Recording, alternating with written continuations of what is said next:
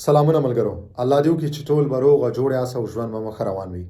د یو نوې ویډیو د یو نوې موضوع سره بیا ستاسو خدمت کې حاضر یم. ملګرو، په دې ورځو کې ډېر ملګري دا پوښتنه کوي چې د پاکستان ویزې به کله شروع کیږي، آیا اوس پاکستان په ترخې د وایاژ باندې ویزې ورکوي او که نه ورکوي. ډېر ملګري مانا د پاکستان د ویزو په اړه باندې پوښتنه کوي.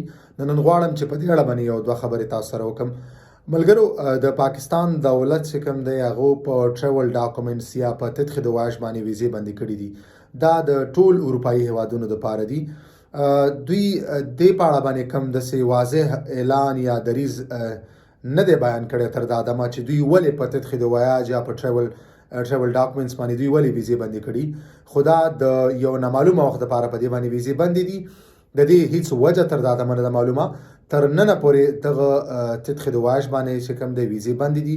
که هر څه تاسو نه دې په اړه باندې پیسې غواړي چې زه درته ویزه لګوم یا ویزه کېږي، دغه ټول دروغ خبرې دي، دغه ټول غلطې خبرې دي. دوی دغه ویزې بندي کړي دي په تدخې د وایاژ باندې، او دا د پاکستان د دولت پالیسي ده. حتی که تاسو د سفارت ته ورشئ یا زنګ ورته ووایئ، سفارت هم په دې اړه باندې دقیق معلومات نه لري. هغه ته صرف دومره وایي چې د پاکستان دولت په تدخې د وایاژ باندې یا په ټریول ډاکومنټس باندې دی په دې باندې ویزه بنده کړې ده. نو تاسو په دې باندې ویزه نشئ اخیستلی. نو تر دا دمه دا ویزې بندې دي. دا به کله خلاصیږي دا معلومات هم نشته دی، او دا به څومره وخت پورې بندي د دې په اړه هم کوم دقیق او صحیح معلومات تر دا دمه نشته دی. نو که تاسو ته هر څوک وایي چې ویزه کېږي یا زه یې درته لګوم یا دومره روپۍ راکئ، دا ټولې غلطې خبرې. تاسو په دغه خبرو باندې چیرې دوکه نه شئ. تر دا دمه دغه ویزې بندې دي.